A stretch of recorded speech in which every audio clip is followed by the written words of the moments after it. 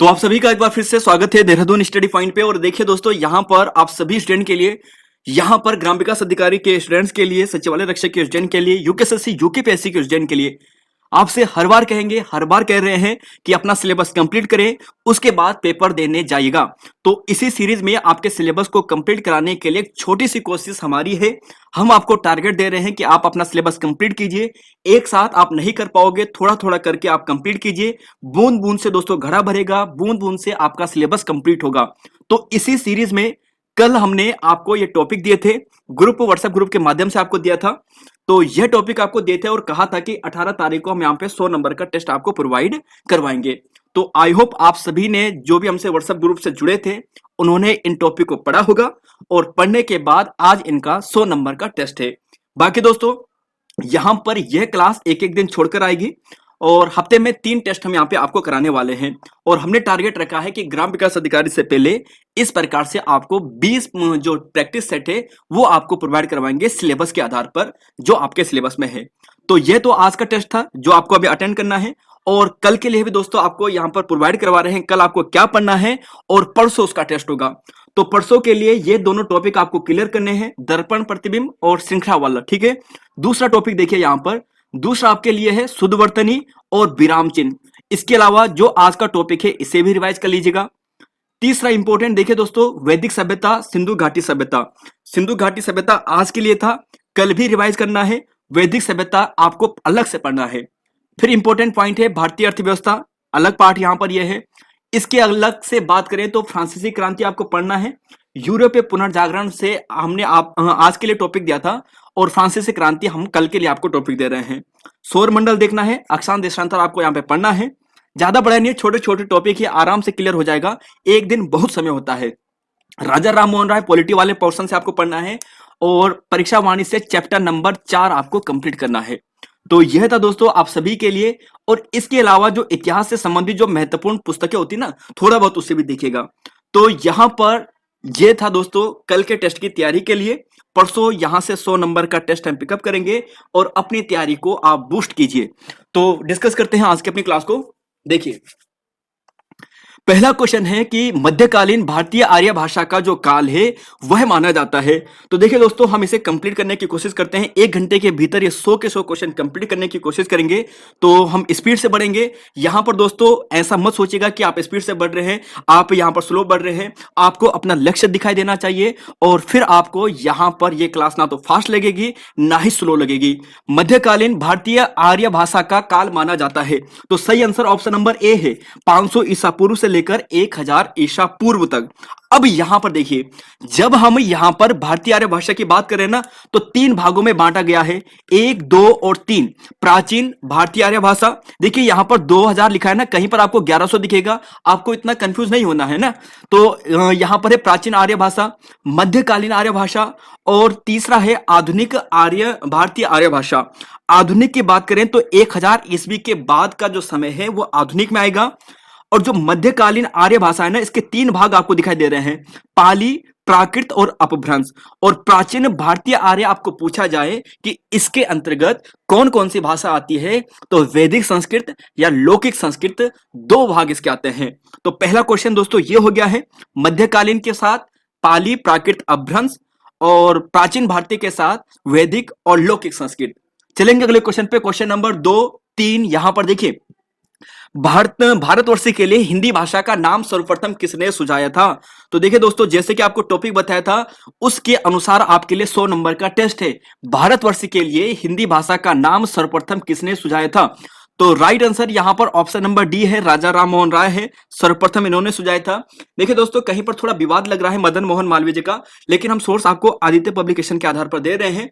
अगर सुधार करने की आवश्यकता होगी तो आपको अलग से दोस्तों बता भी देंगे, वीडियो के नीचे कमेंट बॉक्स भी कर देंगे। Question number 3, Calcutta school book society की स्थापना किस वर्ष होती है। कलकत्ता स्कूल बुक सोसाइटी की स्थापना होती है 1817 में। ऑप्शन सी यहां पर सही है। चलेंगे अगले क्वेश्चन पे, देखिए 4 और 5। 2011 के आंकड़ों के अनुसार भारत में हिंदी के बाद सर्वाधिक बोली जाने वाली भाषा कौन सी है। Question number 4। तो सबसे ज्यादा तो बोली जाती है यहां पर हिंदी बोली जाती है। हिंदी के बाद किसका स्थान आता है। तो हिंदी के बाद किसका स्थान आता है? तो देखिए दोस्तों, ध्यान रखा, बंगाली का आता है। बंगाली भाषा दूसरी सर्वाधिक है हिंदी के बाद, ध्यान रखिएगा, ठीक है। तो हिंदी के बाद यहां पर आता है बंगाली का स्थान। तेलुगु पे मत चले जाना, क्योंकि पुरानी किताबों के डाटा के आधार पर आपको तेलुगु मिल जाता है, अब जो कि गलत हो चुका है, ठीक है। क्वेश्चन नंबर 5, किस भाषा को प्राकृत व आधुनिक आर्य भाषा की बीच की कड़ी कहा जाता है? क्वेश्चन नंबर 5, किस भाषा को प्राकृत व आधुनिक आर्य भाषा की बीच की कड़ी कहा जाता है?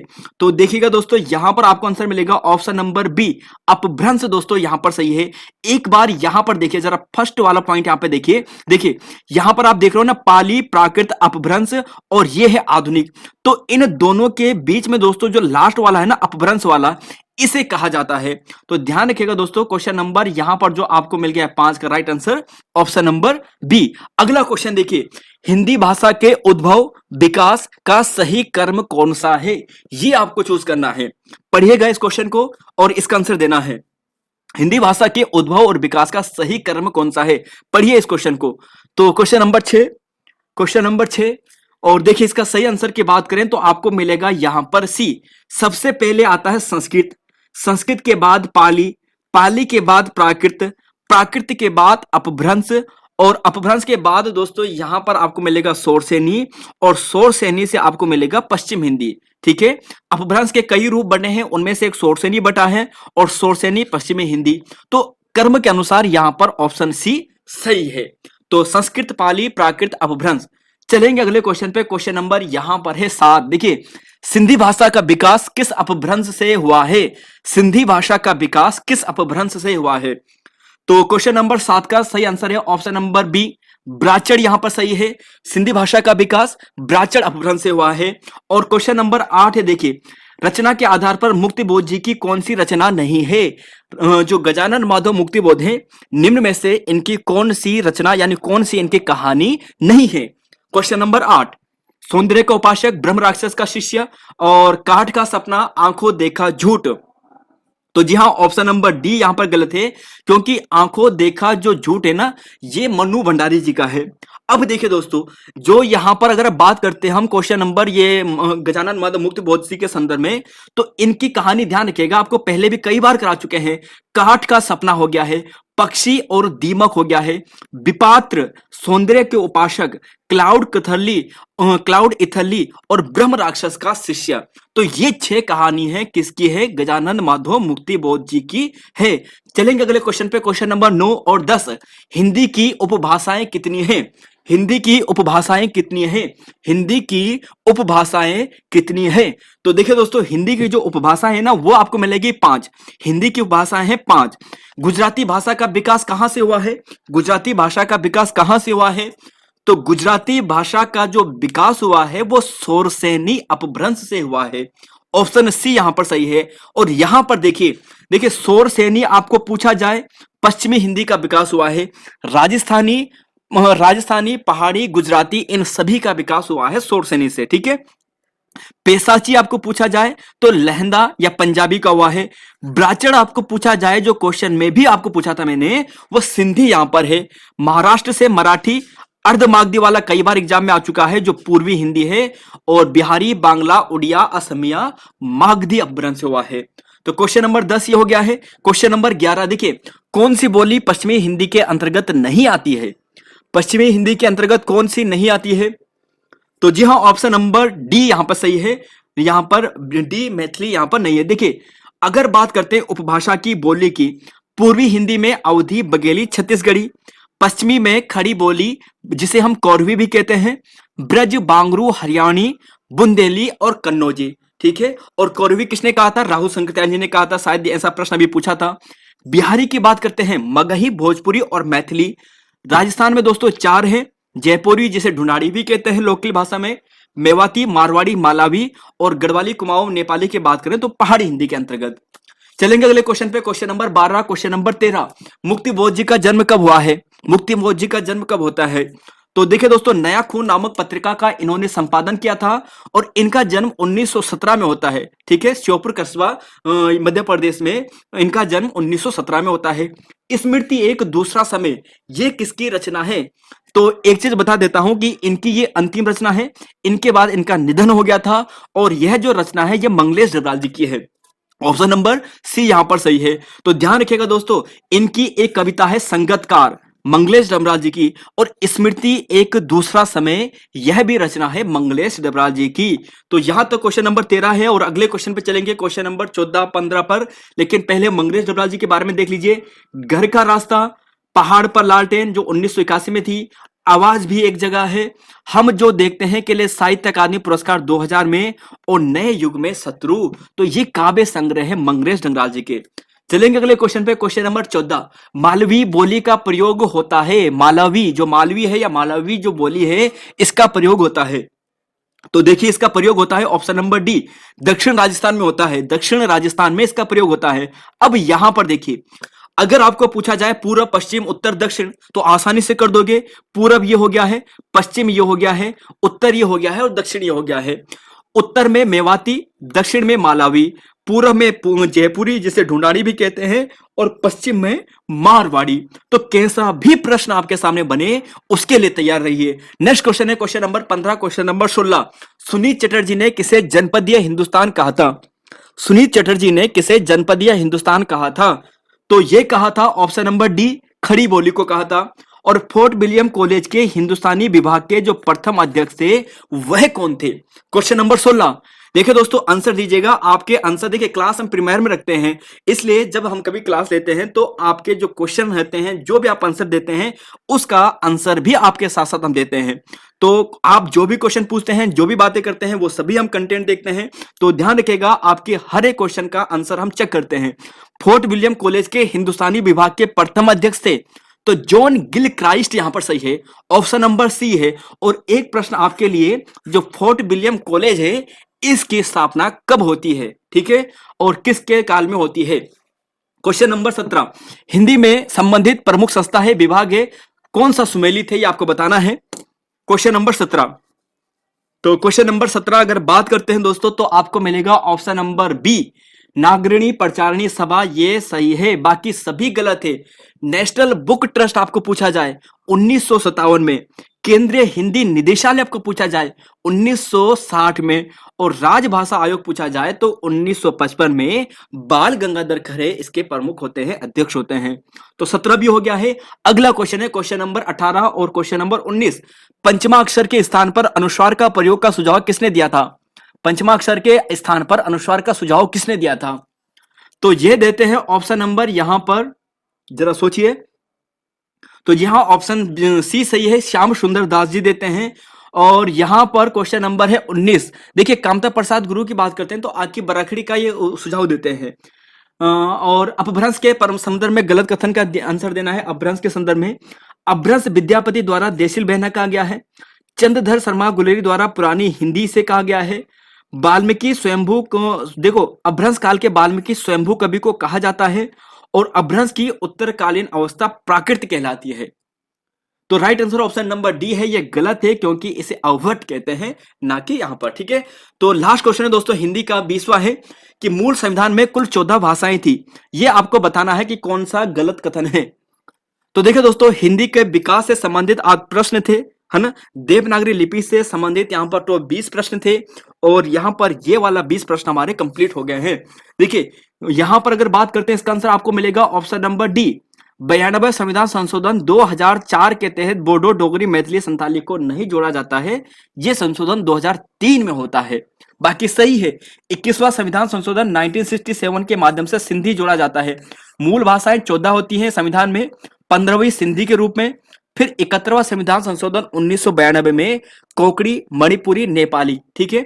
साधारणतः हम इसे नमक पढ़ लेते हैं, नमक, नेपाली, मणिपुरी, कोंकणी, और बोडो डोगरी मैथिली संथाली 92 संविधान संशोधन 2003 के तहत। तो देखिए दोस्तों यहाँ पर 20 क्वेश्चन कंप्लीट हो गया। और एक बात यहाँ पर फिर से कह देते हैं, देखिए दोस्तों पीडीएफ के बारे में कहूंगा। देखिए दोस्तों पीडीएफ हम आपको फ्री प्रोवाइड करवाते हैं, आगे भी फ्री प्रोवाइड करवाएंगे। ये जो 20 मॉक टेस्ट की हम आपके लिए सीरीज ला रहे हैं ना, इसकी पीडीएफ भी बिल्कुल फ्री प्रोवाइड करवाएंगे। लेकिन दोस्तों एक नियम हमारा हमेशा होता है, हमारी कोशिश हमेशा ऐसी होती है कि हम आपको ऐसे स्टूडेंट को ये पीडीएफ प्रोवाइड करवाएं जो एक्चुअल में इसकी वैल्यू करें।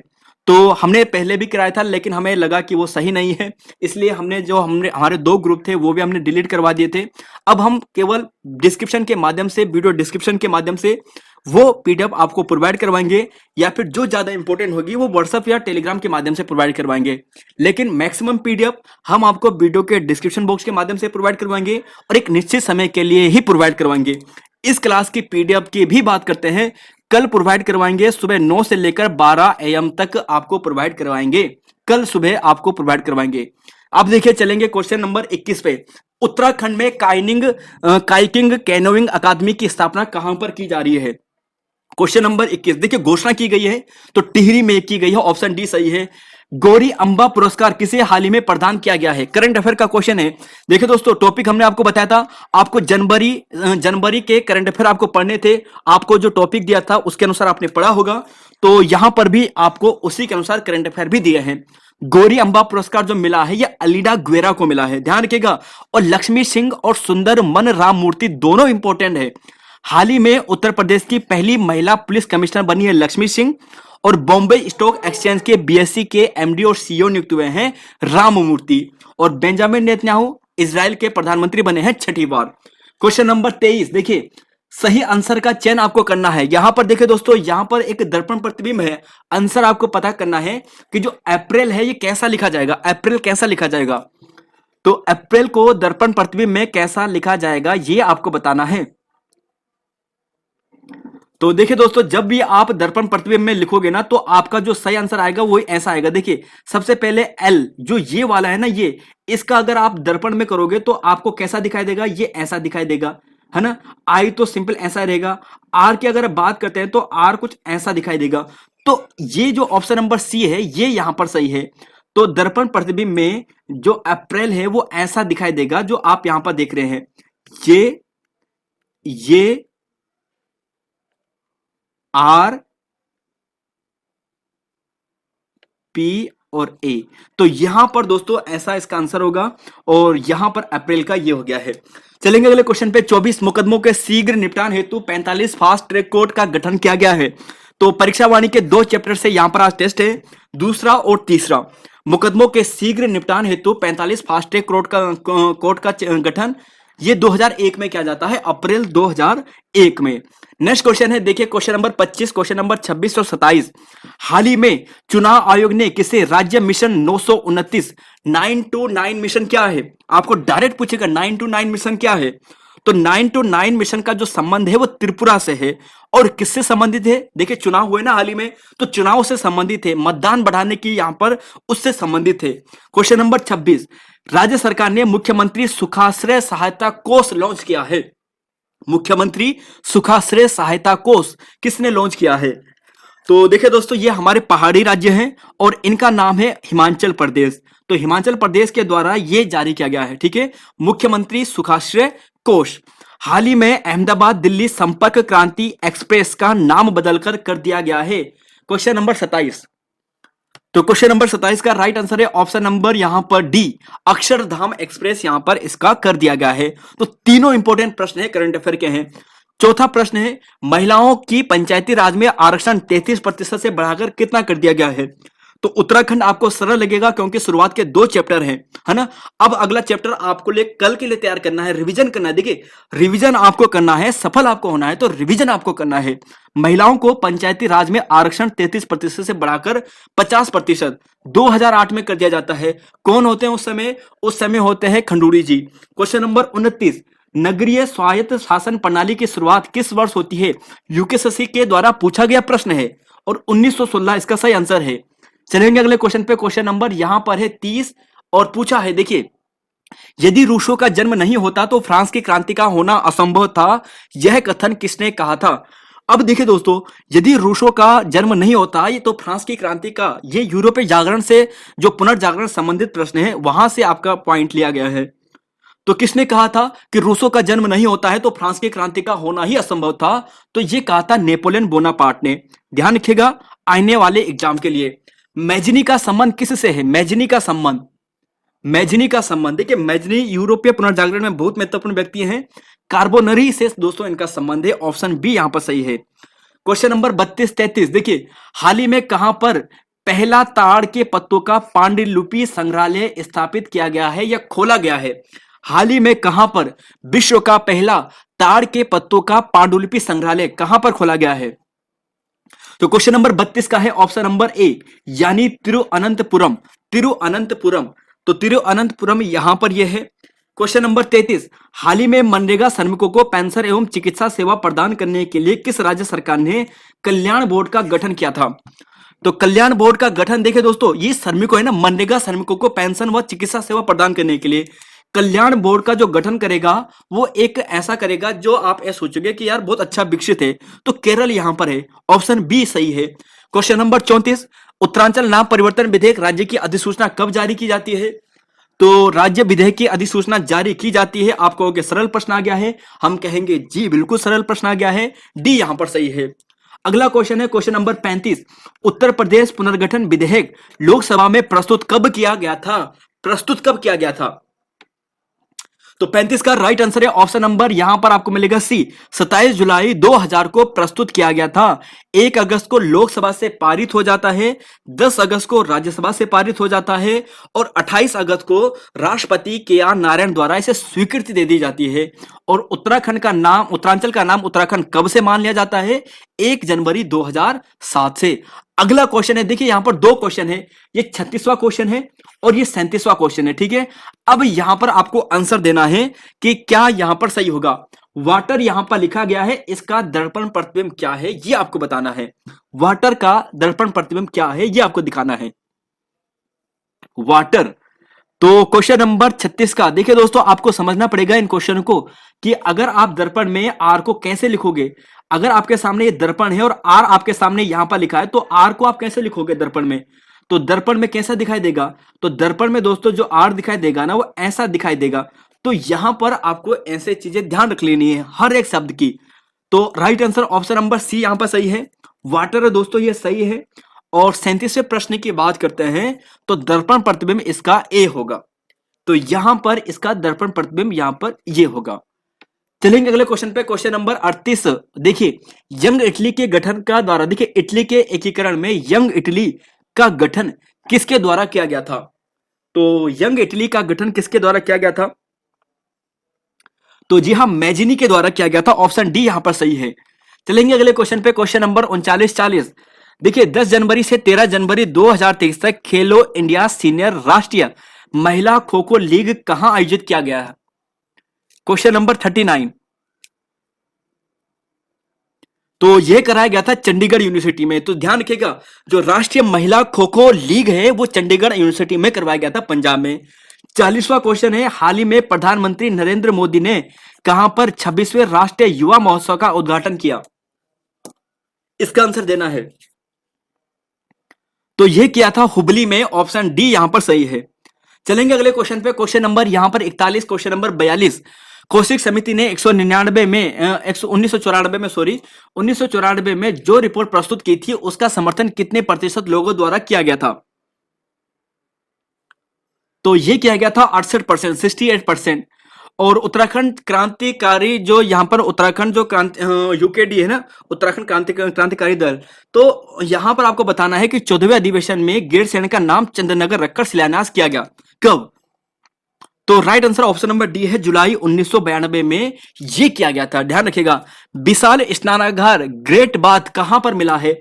तो देखिए दोस्तों, आज के टॉपिक में क्या क्या टॉपिक थे? आज के सिलेबस में जो टॉपिक थे वे थे सिंधु सभ्यता थे। उसके अलावा यहां पर यूरोप का पुनर्जागरण था। इसके अलावा यहां पर क्या क्या था? यहां पर सौर मंडल वाला प्रश्न है, सौर मंडल वाला टॉपिक है। करंट अफेयर का प्रश्न है जनवरी के शुरुआत 15 तक, 1 से लेकर 15 जनवरी तक। तो यहां पर विशाल स्नानागार की बात करें तो ये आपको मिलेगा मोहनजोदाड़ो में, ठीक है। यहां पर अगला क्वेश्चन है दोस्तों, यहां पर कि कौन सा धातु हड़प्पा सभ्यता में नहीं पाई गई है? तो ऑप्शन नंबर ए को दोस्तों यहां पर अगर बात करें ना इसकी, तो यहां पर एक आपके लिए लिख लेता हूं मैं। ये ए आपको शायद दिख नहीं रहा होगा।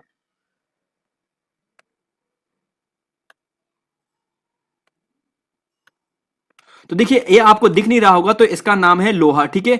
अब आपको बताना है कि कौन सी धातु हड़प्पा सभ्यता से में नहीं पाई गई है या उससे संबंधित नहीं है।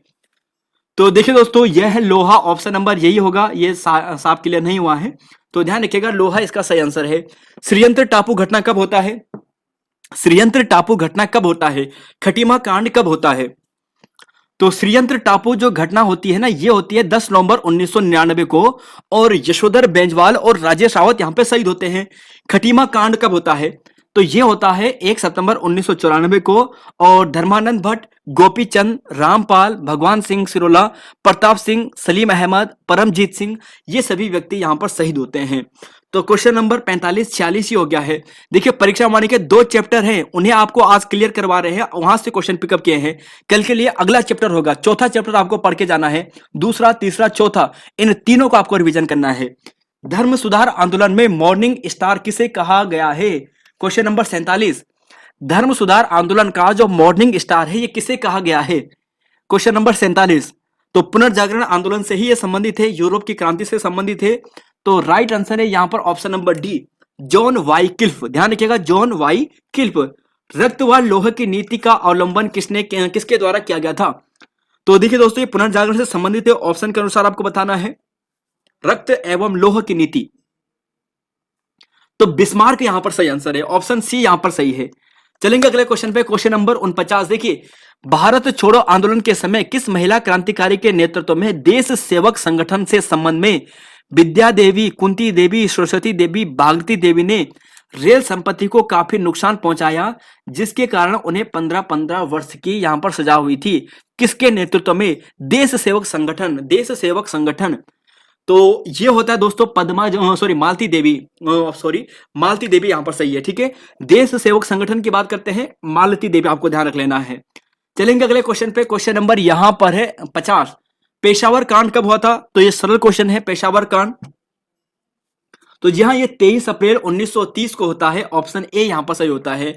बीरचंद सिंह गढ़वाली 1891 में इनका जन्म होता है। 2/18 बटालियन होती है। बैरिस्टर मुकुंद लाल द्वारा इनका केस लड़ा जाता है बाद में। 11 साल 3 माह 18 दिन की इन्हें सजा होती है और 1941 में ये रिहा हो जाते हैं। यूरोपीय सभ्यता का पालना किसे कहा जाता था? यूरोपीय सभ्यता का पालना किसे कहा जाता था? तो यूरोपीय सभ्यता का पालना किसे कहा जाता था?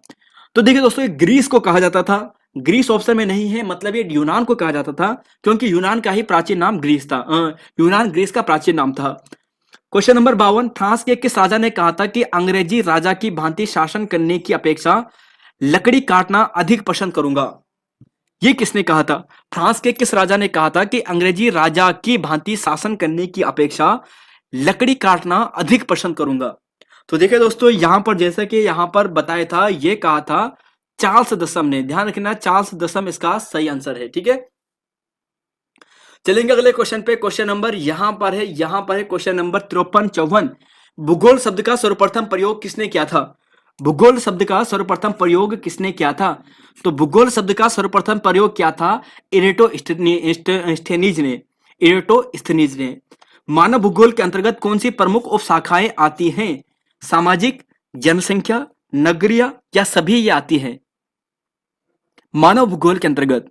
तो देखिए, मानव भूगोल के अंतर्गत ये सभी आती है, ऑप्शन डी यहां पर सही है। नेक्स्ट क्वेश्चन है, देखिए, ग्रहों की गति के नियम को किसने प्रतिपादन किया था? ग्रहों की गति के नियम। तो ग्रहों की गति के नियम का जो प्रतिपादन किया था, ये किया था केपलर ने। और सबसे पहले किसने यह साबित किया कि हमारी पृथ्वी अन्य ग्रह की तरह घूर्णन करते हैं? तो ये कहा था कोपरनिकस ने। तो 55-56 ये हो गया है। नेक्स्ट क्वेश्चन पे चलेंगे, 57-58। मानववाद का संस्थापक को माना जाता है? मानववाद का संस्थापक किसे माना जाता है? मानववाद का संस्थापक माना जाता है पेट्रोक को। ध्यान रखना, ऑप्शन नंबर डी यहां पर सही है। और यहां पर अगर बात करें कि the last judgment and the fall man, इसकी रचना कौन है? द लास्ट जजमेंट और द फॉल ऑफ मैन। तो राइट आंसर है दोस्तों ऑप्शन नंबर सी, यानी माइकल एंजेलो यहां पर सही है। तो देखिए दोस्तों, पेट्रा को मानववाद का संस्थापक माना जाता है, और माइकल एंजेलो ने द लास्ट जजमेंट और the fall of the man, इसका यहां पर रचना लिखी थी, पेंटिंग बनाई थी, ठीक है। और लास्ट सपर लियोनार्डो दा विंची की है, और मोनालिसा भी लियोनार्डो विंची की है। चलेंगे अगले क्वेश्चन पे, क्वेश्चन नंबर 59-60। देखिए, सूर्य का सबसे निकटतम तारा कौन सा है? तो सौरमंडल का प्रश्न है, इसका सही आंसर आपको मिलेगा ऑप्शन नंबर जी हाँ, ऑप्शन ए मिलेगा, प्रेग्जिमा सेंचुरी यहां पर सही है। अगला क्वेश्चन है, पृथ्वी में ऋतुओं के परिवर्तन का कारण क्या होता है? देखिए, हमारी पृथ्वी में ऋतुओं के परिवर्तन का कारण क्या होता है? तो सौर मंडल में जो हमारी पृथ्वी है, इसमें जो ऋतु परिवर्तन होता है वो उसका कारण क्या होता है? पृथ्वी के घूर्णन की धुरी, दीर्घवृत्त कक्षा में पृथ्वी का परिक्रमण, पृथ्वी का झुकाव, सूर्य से ठीक दूरी पर। तो देखिए दोस्तों, सबसे सटीक आंसर ऑप्शन सी होगा, पृथ्वी का झुकाव। जो अपने अक्ष पर ये झुकी हुई है ना, इसके कारण होती है। तो पृथ्वी का झुका हुआ अक्ष ऋतुओं के कारण बनता है। ऑप्शन नंबर ये सी होगा। क्वेश्चन नंबर 61, क्रांतिकारी उद्यमी महिला, ये इसका आंसर बताना है। देखिए, क्रांतिकारी और उद्यमी महिला ही, जैसे मैंने आपको यहां पर कहा, सीधे ही आपके मन में एक प्रश्न आ चुका होगा, आंसर आ चुका होगा। इनका नाम है तुलसी देवी। तो तुलसी देवी एक उद्यमी थी और यूकेपीएससी यूकेएससी ये प्रश्न आपको पूछ चुके हैं। पेड़साल की खोज का श्रेय किसे जाता है और मलारी ग्राम में समाधान की खोज किसने की थी? तो राइट आंसर है ऑप्शन नंबर यहां पर सी, यशोधर मठपाल। और मलारी ग्राम में समाधान की खोज जो की थी वो शिव प्रसाद डबराल ने की थी। ऑप्शन नंबर डी सही है। तो देखिए दोस्तों, एक बार फिर से रिवाइज कीजिए। पेड़साल फड़का नोली की खोज 89 और 85 में हुई थी। 85 में फड़का नोली, 89 में पेड़साल की खोज यशोधर मठपाल जी के द्वारा ही। और शिव प्रसाद डबराल जी द्वारा मलारी में समाधान की खोज 1956 में की गई थी। सिंधु सभ्यता में किसके साथ व्यापारिक संबंध नहीं थे? क्वेश्चन नंबर 64, सिंधु सभ्यता में किसके साथ व्यापारिक संबंध नहीं थे? सिंधु सभ्यता के किसके साथ व्यापारिक संबंध नहीं थे? तो चीन के साथ संबंध नहीं थे। फारस, मेसोपोटामिया, मिस्र, ये सभी के साथ था। मोहनजोदड़ो में किसकी प्राप्ति नहीं है? मोहनजोदड़ो से निम्नलिखित में से किसकी प्राप्ति नहीं हुई है? तो देखिए दोस्तों, विशाल स्नानागार तो बहुत प्रसिद्ध है। दाढ़ी वाले पुजारी भी यहां से प्राप्त है। कांस्य की महिला मूर्ति भी दोस्तों यहां से प्राप्त हुई है। 3 युगल समाधियां यहां से प्राप्त नहीं हुई है। ऑप्शन नंबर डी, ये जो हुई है ना, ये लोथल से प्राप्त हुई है। कहां से हुई है? लोथल से हुई है। लोथल गुजरात में आपको मिलेगा। और बंदरगाह ये था, यानी जो ये बंदरगाह था, सबसे प्रसिद्ध बंदरगाह में से एक था, प्राचीन बंदरगाह में से, सिंधुकालीन बंदरगाह में से एक था। क्वेश्चन नंबर यहां पर है 66, सिंधु सभ्यता के संदर्भ में गलत कथन का चयन करें। सिंधु प्रदेश में मंदिर में होने के अवशेष प्राप्त नहीं हुए हैं।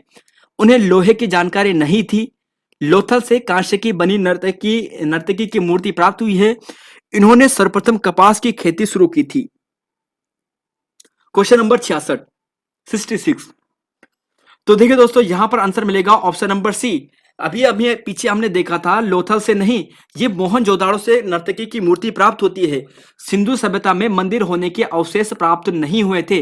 मंदिर के अवशेष प्राप्त नहीं हुए दोस्तों, ठीक है। एक पुजारी की मूर्ति मिलती है लेकिन मंदिर के अवशेष नहीं मिलती है। तो ये धर्मनिरपेक्ष, देखिए जो सिंधु सभ्यता है ना, भले ही यहाँ पे कुछ देवी देवताओं के चित्र मिले हैं, यानी देवी देवताओं की बात करें तो पशुपति नाथ जो शिव जी है, इनका एक चित्र मिलता है ना। लेकिन एक चीज, इस चीज का भी ध्यान रख लेना, सिंधु सभ्यता के लिए एनसीईआरटी में बताया गया है कि सिंधु सभ्यता के लोग धर्मनिरपेक्ष लोग थे, ठीक है। दूसरा इंपॉर्टेंट, लोहे की जानकारी इन्हें नहीं थी। तीसरा इंपॉर्टेंट, सर्वप्रथम कपास की खेती यहां से शुरू होती थी। और यहां से दोस्तों सुई का प्रमाण हमें मिलता है। सुई का प्रमाण मिलता है, इसका मतलब क्या हुआ? इसका मतलब यह भी हो सकता है, यहां पर यह भी है कि यहां के लोग ना सिले हुए कपड़े पहनते थे। तो ऐसा भी फैक्ट आपको पूछा जा सकता है। डिबेटिंग क्लब की स्थापना कब होती है? तो डिबेटिंग क्लब की स्थापना कब होती है? डिबेटिंग क्लब की स्थापना 67। तो डिबेटिंग क्लब की स्थापना होती है ऑप्शन नंबर बी, 1870 में। और 1886 में एक दूसरे कांग्रेस सम्मेलन में भाग लिया था। तो कांग्रेस सम्मेलन में 1886 में किसने भाग लिया था?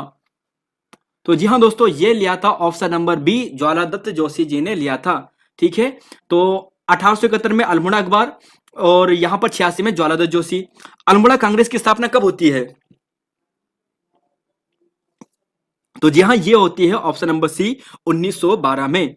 और 1914 में होम रूल लीग की स्थापना होती है। चलेंगे अगले क्वेश्चन पे, क्वेश्चन नंबर 70 71, मुकुंदी लाल और अनुसुईया प्रसाद बहुगुणा जी के प्रयासों से गढ़वाल कांग्रेस कमेटी का गठन कब होता है? तो जैसे ही मैंने प्रश्न पढ़ा, आपको आंसर क्लिक कर चुका होगा कि ऑप्शन नंबर यहां पर सी सही है, 1918 सही है। गांधी जी ने गढ़वाल की यात्रा कब की थी? गांधी जी ने गढ़वाल की यात्रा कब की थी?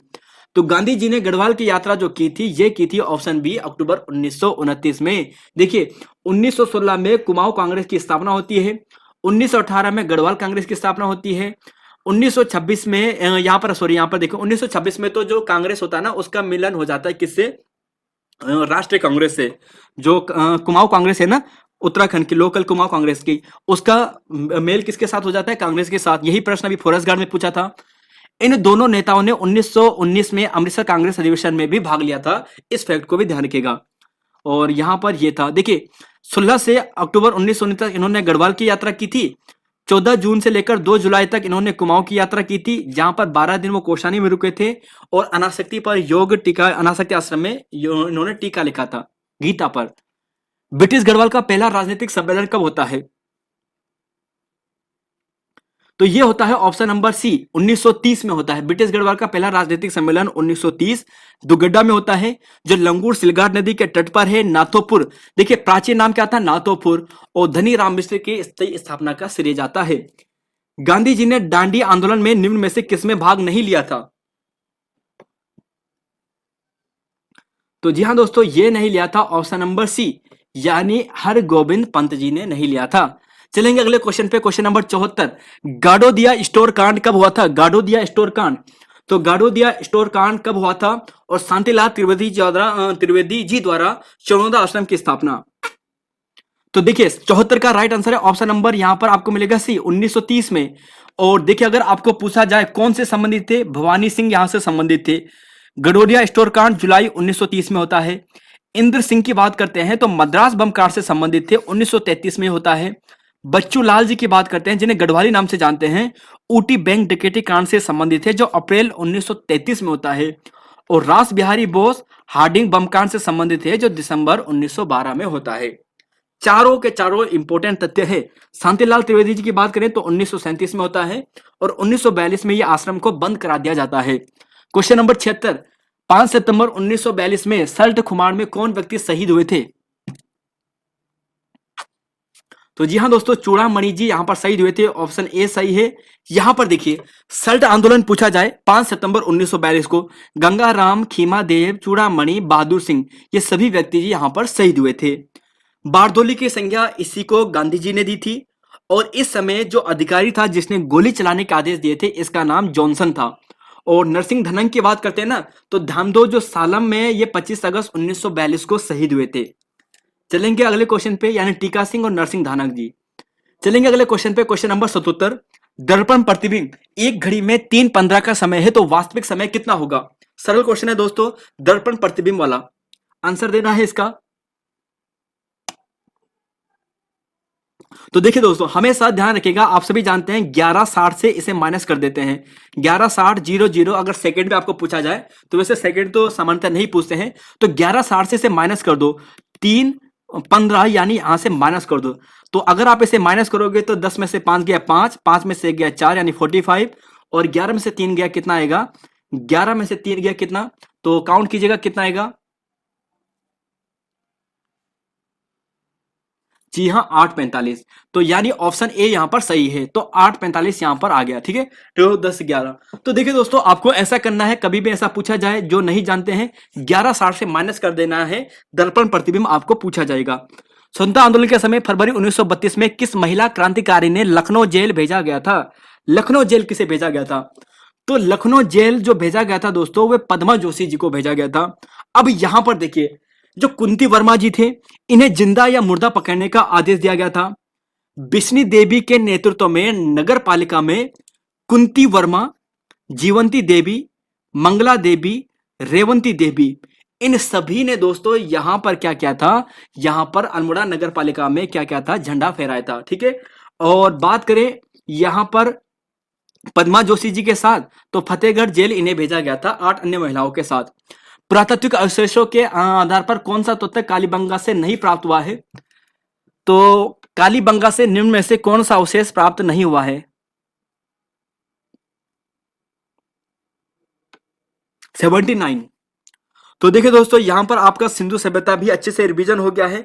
देखिए पढ़ना तो दोस्तों आपको है, कोई आपको बाहर से फोर्स नहीं करेगा। सिलेक्शन आपको लेना है तो पढ़ना आपको पड़ेगा। हम दोस्तों आपको टारगेट दे सकते हैं कि आप ये पढ़ो, ये पढ़ो, ये पढ़ो, और आपको पढ़ना है। जब तक आप खुद प्रिपेयर नहीं होंगे, जब तक आप खुद नहीं पढ़ोगे, तब तक आपको कोई सिलेक्शन नहीं दिला सकता है। खुद आपको पढ़ना होगा। तो 79 का आंसर ऑप्शन नंबर डी है, मिट्टी का हल। तो मिट्टी का हल कहां से प्राप्त हुआ, जरा ये बताएगा। मिट्टी का जो हल प्राप्त हुआ है ये कहां से प्राप्त हुआ है? तो ये बनावली से प्राप्त हुआ है। बाकी ये सभी कालीबंगा से हुआ है, और कालीबंगा राजस्थान में आपको मिलेगा, चूड़ियों के लिए काफी प्रसिद्ध था। और यहां पर 80वां क्वेश्चन है, हड़प्पा कालीन स्थल गुजरात में नहीं है, कौन सा?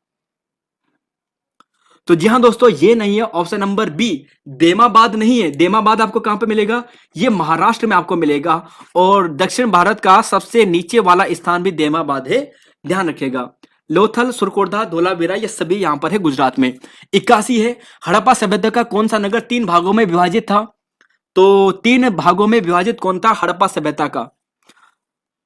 तो क्वेश्चन नंबर 81 का राइट आंसर है ऑप्शन नंबर यहां पर आपको मिलेगा सी, धोलावीरा। दोस्तों सही है। जो धोलावीरा था ना, ये 3 भागों में विभाजित था, ध्यान रखिएगा, 3 भागों में विभाजित था। Question number 81। क्वेश्चन नंबर 82, कौन सा ग्रह आंतरिक ग्रहों का हिस्सा नहीं है? कौन सा ग्रह आंतरिक ग्रहों का हिस्सा नहीं है? तो आंतरिक ग्रहों का हिस्सा बृहस्पति नहीं है, ऑप्शन बी यहां पे सही है। देखिए, बुध, शुक्र, पृथ्वी, मंगल आ गया है। बृहस्पति, शनि, यूरेनस और नेपच्यून बाहरी ग्रह हैं। आंतरिक ग्रह ये वाले हैं ऊपर वाले, बाहरी ग्रह ये हैं। चलेंगे अगले क्वेश्चन पे। क्वेश्चन नंबर 83-84, स्वतंत्रता आंदोलन के दौरान देवकी नंदन पांडे और भगीरथ पांडे जी द्वारा प्रेम विद्यालय की स्थापना की गई थी 1942 में। तो ये की गई थी दोस्तों ऑप्शन नंबर डी, ताड़ीखेत में की गई थी। सिलांगी गढ़वाल में, सिलांगी गढ़वाल में राष्ट्रीय विद्यालय की स्थापना किसने की थी? तो यह की थी ऑप्शन नंबर 84 का मिलेगा यहां पर सी, सदानंद कुकरेती जी ने की थी। सदानंद कुकरेती जी ने की थी। चलेंगे अगले क्वेश्चन पे। 85-86, क्षुद्र ग्रहों के कक्षाओं के बीच पाए जाते हैं। देखिए, जो क्षुद्र ग्रह होते हैं ना, कौन से 2 ग्रहों के बीच में आपको पाए जाते हैं? बहुत छोटे छोटे ये ग्रह हैं, है ना, क्षुद्र ग्रह इन्हें कहते हैं। कौन से 2 उपग्रह के बीच में ये हैं? तो जी हाँ दोस्तों, ये आपको मिलेगा मंगल और ये आपको मिलेगा बृहस्पति। तो ऑप्शन नंबर बी यहां पर मिलेगा, मंगल और Brihaspati. Big bear, Ursa Major, Orion, Cassiopeia, Leo Major, ये किसके नाम हैं? 86 का क्वेश्चन आंसर देना है।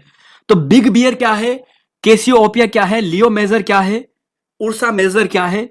तो देखिए दोस्तों, ये नक्षत्र है, एक तारा मंडल है, आपको ध्यान रख लेना है, फैक्ट वाला है, बस रटना है। क्वेश्चन नंबर 87, उत्तराखंड उच्च न्यायालय के कौन से कर्म का उच्च न्यायालय है? उत्तराखंड कौन से कर्म का उच्च न्यायालय है? तो 20वें कर्म का है, ऑप्शन बी यहां पर सही है।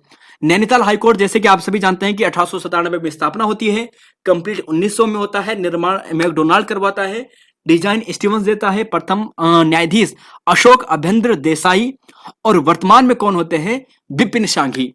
तो ये फैक्ट है दोस्तों, आप सभी जानते हैं, आपको केवल एक बार दिखा रहे हैं कि आपने पढ़ा है। प्रथम विधानसभा का चुनाव कब होता है? तो यह भी सरल क्वेश्चन है, और यह होता है 14 फरवरी को 2002 को। अब देखिए, 2 मार्च 2002 को रामनगर सीट से यहां पर एनडी तिवारी शपथ लेते हैं। मतदान 54% होता है, ध्यान रखिएगा। कांग्रेस को 36, बीजेपी को 19 सीटें मिलती हैं, और कुल महिला विधायक यहां पर 4 होती है। और जो उत्तराखंड क्रांति दल है ना, ये 4 सीटें यहां पर प्राप्त करता है। अंतरिम विधानसभा के प्रथम अध्यक्ष किसे बनाया जाता है? तो देखिए दोस्तों, यहां पर है option number B, Prakash Pant को बनाया जाता है। आप ये मत सोचिएगा दोस्तों कि यहां पर ये सरल प्रश्न है। सरल प्रश्न इसलिए है क्योंकि ये परीक्षा वाणी के 2 चैप्टर हम आपको रिवीजन करवा रहे हैं। तो यहां पर जैसे कि फैक्ट आप देख रहे हैं, यशपाल आर्या प्रथम निर्वाचित, दूसरे निर्वाचित मिलते हैं दूसरे निर्वाचित हरबंश कपूर, तीसरे निर्वाचित गोविंद सिंह कुंजवाल। चलेंगे अगले क्वेश्चन पे। अंतरिम राज्य सरकार ने कब स्थायी राजधानी चयन आयोग का गठन किया था? तो ये करते हैं दोस्तों ऑप्शन नंबर बी, 11 जनवरी 2001 को करते हैं। जस्टिस वीरेंद्र दीक्षित की अध्यक्षता में किस वर्ष राजधानी चयन आयोग का पुनर्गठन किया जाता है? तो पुनर्गठन कब किया जाता है? और देखिए दोस्तों, जो यहां पर दीक्षित कमेटी होती है ना, ये गैरसैंण से राजधानी बनाने के लिए मना कर देती है, देहरादून को ये उपयुक्त मानती है। तो क्वेश्चन नंबर 91 का right answer option number B है, 1 फरवरी 2003 को। अगस्त 2008 को ये रिपोर्ट अपनी प्रस्तुत करती है। चलेंगे अगले क्वेश्चन पे। यहां पर है 92-93, विभिन्न संगठनों को मिलाकर उत्तरांचल संयुक्त संघर्ष समिति का गठन कब किया जाता है? क्वेश्चन नंबर 92, और उत्तराखंड क्रांति दल के जो यहाँ पे विधायक थे ना जसवंत सिंह, इनके द्वारा पृथक राज्य का पहला प्रस्ताव उत्तर प्रदेश विधानसभा में कब रखा गया था? तो देखिए 92 का सही आंसर 89 है, जनवरी 89। और यहां पर बात करें इसका 93 का भी 1990 है, यानी ऑप्शन ए यहां पर सही है। चलेंगे अगले क्वेश्चन पे, क्वेश्चन नंबर 94, क्वेश्चन नंबर 95। हमारे सौर मंडल में किस ग्रह को हरित ग्रह के नाम से जाना जाता है? हरित ग्रह के नाम से किसे जाना जाता है? तो हरित ग्रह के नाम से जाना जाता है यूरेनस, ऑप्शन डी यहां पर सही है। ठीक है, सूर्य के वायुमंडल के सबसे बाहरी परत कौन सी है? सूर्य के वायुमंडल की सबसे बाहरी परत कौन सी है? तो देखिए दोस्तों, ये है ऑप्शन नंबर डी, यानी कोरोना यहां पर सही है। और जो रेडियोधर्मी है ना, ये सबसे भीतरी परत है। चलेंगे अगले क्वेश्चन पे, क्वेश्चन नंबर 96, जिसे हम कोर भी कहते हैं। हमारे सौर मंडल का सबसे गर्म ग्रह कौन सा है? सबसे गर्म ग्रह। तो देखिए दोस्तों, इसका सही आंसर है ऑप्शन नंबर डी, यानी शुक्र है। शुक्र से ध्यान रखिएगा, आपको क्या ध्यान रख लेना है कि यह सूर्य का सबसे निकटतम ग्रह, दूसरा सबसे निकटतम ग्रह है। सर्वाधिक तापमान इसी में होता है, क्योंकि यहां पर CO2 की सबसे अधिकता है। और यहां पर आप देखोगे कि सूर्य ग्रह, शुक्र ग्रह और अरुण ग्रह दो ऐसे ग्रह हैं जो विपरीत दिशा में घूमते हैं, यानी पश्चिम से उदय होता है तब पूर्व में अस्तीय होता है। और देखिए दोस्तों, शुक्र बुध ग्रह के साथ साथ इसका भी कोई भी चंद्रमा नहीं है, ना ही कोई वलय है। और शुक्र ग्रह पर कुछ यहां पर मिशन गए थे, जिसे एक है मैगलन मिशन, मैरिनार श्रृंखला, है ना। आपको पूछा जाए वेनेरा, वेगास, अकात्सुकी जो 2015 में गया था, तो वीनस एक्सप्रेस 2005 में। तो ये मिशन गए थे। मैगलन वाला नासा का था, जो कई बार एग्जाम में आ चुका है कि जो मैगलन मिशन है ना, मैगलन जो यहाँ पर जो मिशन है वो किससे संबंधित था? तो ये जो संबंधित था ये था शुक्र ग्रह से। चलेंगे अगले क्वेश्चन पे, क्वेश्चन नंबर 97। देखिए एड्रियानोपुल की संधि किन दो देशों के बीच में हुई थी? क्वेश्चन नंबर 97, एड्रियानोपुल की संधि किन दो देशों के बीच में हुई थी? तो ये होती है दोस्तों ऑप्शन नंबर, जी हाँ, ये ए में होती है, यानी तुर्की रूस के मध्य होती है। और जनवरी 2023 में किस शहर में बाजरा उत्सव को मनाया गया है? बाजरा उत्सव को किस शहर में मनाया गया है? क्वेश्चन नंबर 98 का राइट आंसर, तो राइट आंसर है दोस्तों ऑप्शन नंबर सी, यानी ये आपको मिलेगा गांधीनगर में, ध्यान रखिएगा। चलेंगे अगले क्वेश्चन पे, क्वेश्चन नंबर 99 है कि किस शहर को आधिकारिक तौर पर अंतरराष्ट्रीय पतंग महोत्सव 2023 शुरू किया गया है? जनवरी 2023 में। तो देखिए दोस्तों, अहमदाबाद, ध्यान रखना आप, अहमदाबाद, यानी कहां पर आपको मालूम होगा, जो देखते हैं, यानी तारक मेहता देखते हैं, अहमदाबाद जाने के लिए पतंग उत्सव। ठीक है, तो अहमदाबाद इसका सही आंसर है। तो यहां पर 99 ये हो गया है। लास्ट क्वेश्चन है आज का, राज्य गठन से पूर्व इस क्षेत्र में विधानसभा व विधान परिषद की क्रमशः कुल सीटें कितनी थी? उत्तराखंड की हम बात कर रहे हैं। तो राज्य गठन से पूर्व, अंतरिम गठन से भी पूर्व की बात कर रहे हैं। तो जी हाँ, बी आपको सही मिलेगा, 22 और 9 थे। देखिए 22-9 कुल सीटें थी, किंतु राज्य गठन में, यानी अंतरिम सरकार का जब गठन होता है तो 30 यहां पर क्या होता है कि 30 सीटें रहती है, जिसमें से 22 लोकसभा की रहती है और 8 राज्यसभा की रहती है। सॉरी, 8 की बात करें तो ये किसकी होती है? विधान परिषद की होती है। सॉरी, यहां पर लोकसभा कह रहा हूं मैं। 22 यहां पर जो होती है ये होती है विधानसभा की, और यहां पर जो 8 है वो होती है विधान परिषद की, तो विधान परिषद की। तो क्वेश्चन नंबर 100 दोस्तों ये हो चुका है, और कंप्लीट यहाँ पे 100 क्वेश्चन हो गए हैं।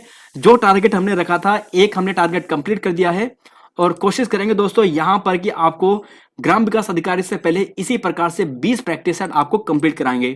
तो कल का टारगेट दोस्तों आपको ध्यान रख लेना है, जो आपके सामने दिया है, और परसों इसकी टेस्ट आएगी, 100 नंबर का टेस्ट आएगा।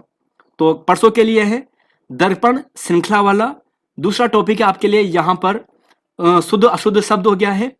ये दोनों शब्द आपको पढ़ लेने हैं, सिंधु घाटी वैदिक सभ्यता, भारतीय अर्थव्यवस्था की विशेषताएं, ये वाले जहां पर भी आपको यहाँ पर पिन किए गए हैं, तो इन सभी को देखना है। और चैप्टर नंबर यहाँ पर जो यहाँ पर 4 है उसे आपको पढ़ना है। तो 2-3 से आज क्वेश्चन हमने पिकअप किए थे, 4 को भी आपको पढ़ना है। इन सभी तक सभी क्वेश्चन पिकअप करेंगे। और राजा राम मोहन राय और विश्व की प्रमुख पुस्तकें लेखक, तो एक दिन का समय बहुत होता है, आप पढ़ लेंगे इतने समय में। तो यहाँ पर इतना ही रहेगा। तो धन्यवाद दोस्तों, मिलेंगे आपको नई वीडियो में। जैसा कि पीडीएफ के लिए आपको कहा था कि आप पीडीएफ डाउनलोड कर लीजिएगा। आपको पीडीएफ कब मिल जाएगी? कल सुबह 9 से लेकर 12 बजे तक आपको मिल जाएगी। उसके बाद दोस्तों हट जाएगा, ध्यान रखिएगा। तो यहाँ पर इतना ही है। जय हिंद, जय उत्तराखंड, जय देवभूमि।